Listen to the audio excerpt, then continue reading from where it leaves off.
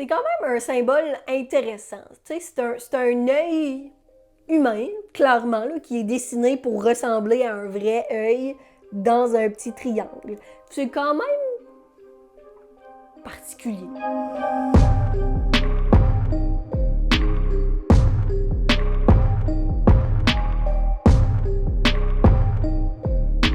Bonjour tout le monde, bienvenue sur la chaîne Cam t'explique. Aujourd'hui, c'est la deuxième vidéo de cette série qui porte sur les théories du complot qui me font rire.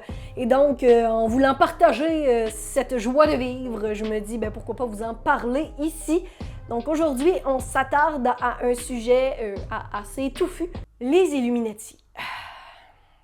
Probablement une des théories du complot les plus complexes, la plus intense. On va essayer de prendre ça petit bout par petit bout.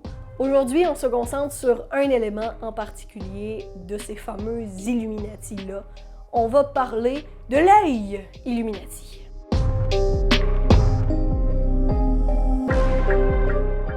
Avant d'entrer dans le vif du sujet qui est l'œil Illuminati, l'œil omniscient au-dessus de tout, si jamais il y en a qui vivent sous une roche par chez vous puis qui n'ont pas encore entendu parler de cette fameuse théorie du complot-là des Illuminati, je vais vous faire un résumé très rapido de ce que c'est, de ce que ça comprend.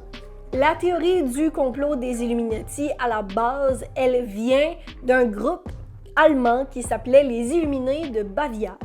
C'est une théorie complotiste ou conspirationniste qui amène que cette société-là, des Illuminés de Bavière, qui historiquement n'existe plus depuis 1785, aurait continué en fait dans la clandestinité d'opérer dans le secret.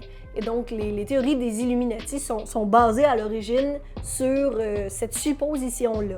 Une des premières théories associées justement aux Illuminati, elle date de la fin des années 1790, plus précisément 1797, avec un ouvrage d'un charmant monsieur s'appelant John Robison, cet ouvrage qui s'appelait Proof of a Conspiracy. Et donc, il avance que, justement, cette société-là, finalement, ne serait pas dissoute du tout, puis acterait là, dans la clandestinité. Tout ça va venir se mélanger aussi avec des théories par rapport aux francs-maçons, donc la franc-maçonnerie.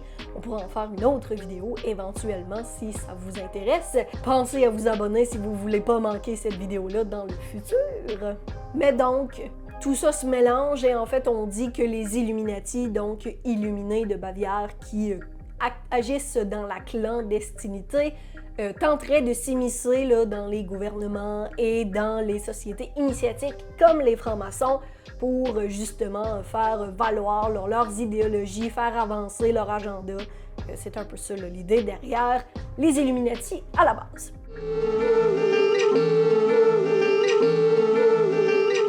Lorsqu'on parle des théories Illuminati, souvent on voit justement un symbole qui revient très très souvent, cette fameuse pyramide avec un œil au bout de la pyramide. Je me suis jamais vraiment arrêtée à cet œil-là. Je me suis jamais vraiment demandé à qu'est-ce que ça représentait, ce fameux œil-là, dans ce symbole qui est cette pyramide Illuminati. Je vous apprends aujourd'hui que non seulement il y a une signification derrière cet œil-là, mais cet œil-là, il appartient pas pantoute aux Illuminati, en fait. Plus souvent qu'autrement, l'œil Illuminati, qu'on appelle œil de la Providence ou œil omniscient parfois, il est vu un peu comme un symbole représentant l'œil de Dieu. Dieu qui va exercer sa surveillance sur l'humanité. I know it all. And I've seen it all.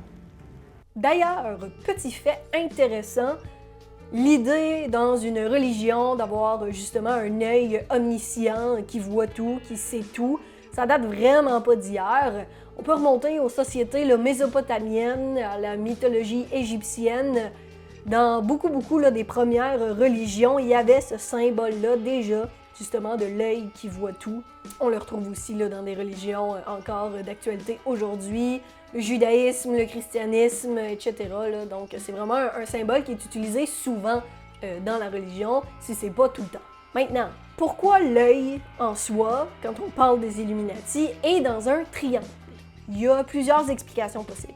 La première, il y a la théorie que ce serait relié donc à la Trinité, la Sainte Trinité de la religion chrétienne. dans la même religion, dans le même aspect, on pourrait aussi le relier aux 3 grandes caractéristiques de Dieu, omniscient, omniprésent et omnipotent.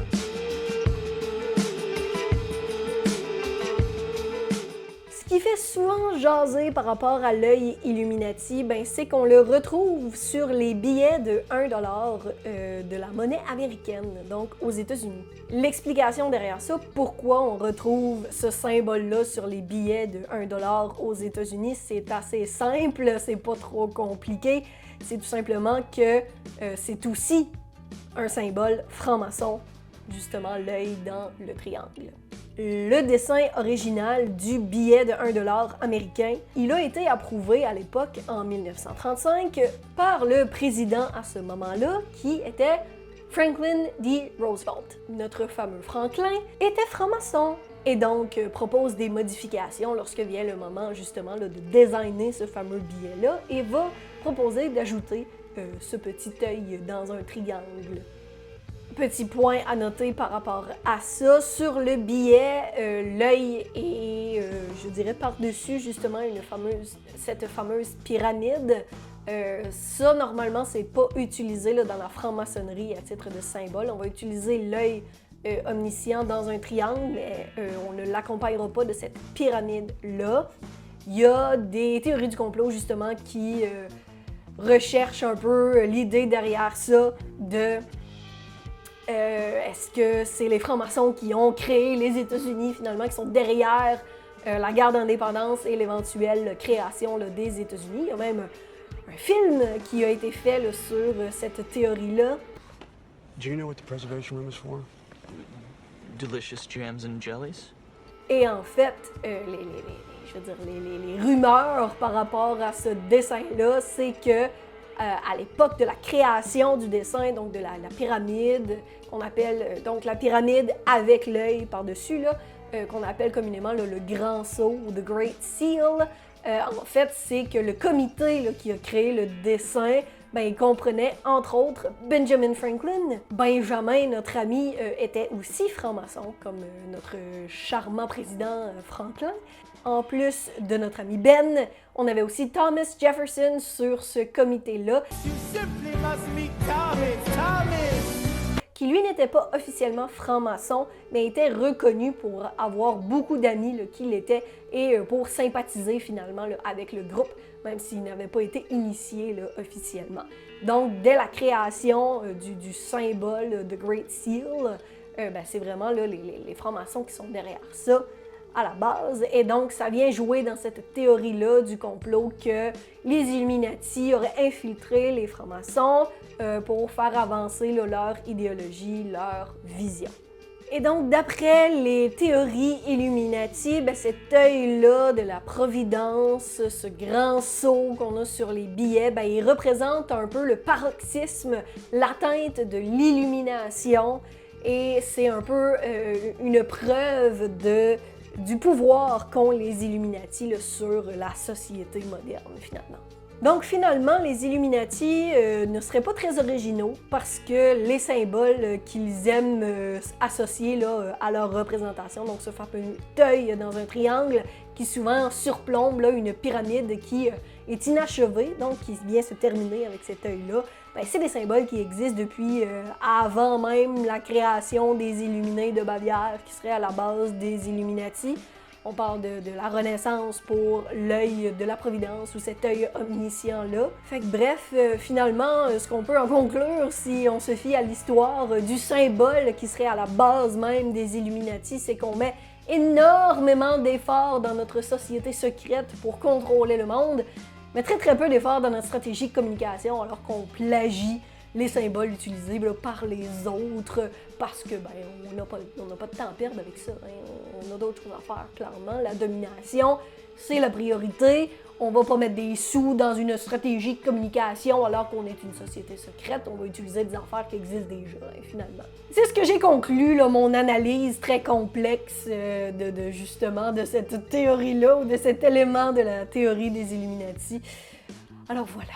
C'était une petite vidéo cette semaine, mais c'est déjà ce qui la conclut. J'espère que vous avez apprécié Si vous souhaitez plus de vidéos sur les Illuminati, donc d'autres éléments un peu plus particuliers là, de ce fameux groupe, ou d'autres théories du complot que vous connaissez, que vous aimeriez que je vous parle plus en détail, ben n'hésitez pas à me le dire dans les commentaires.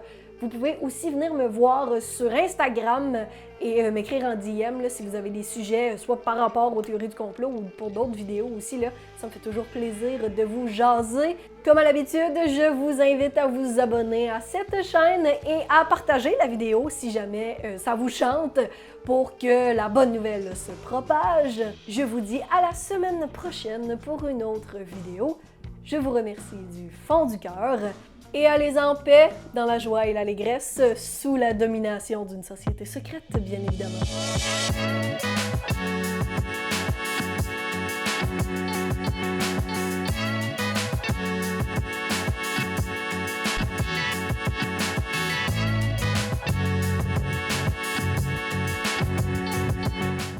Les dessins réalistes comme ça, je sais pas, ça me fait toujours filer un peu. Anyway.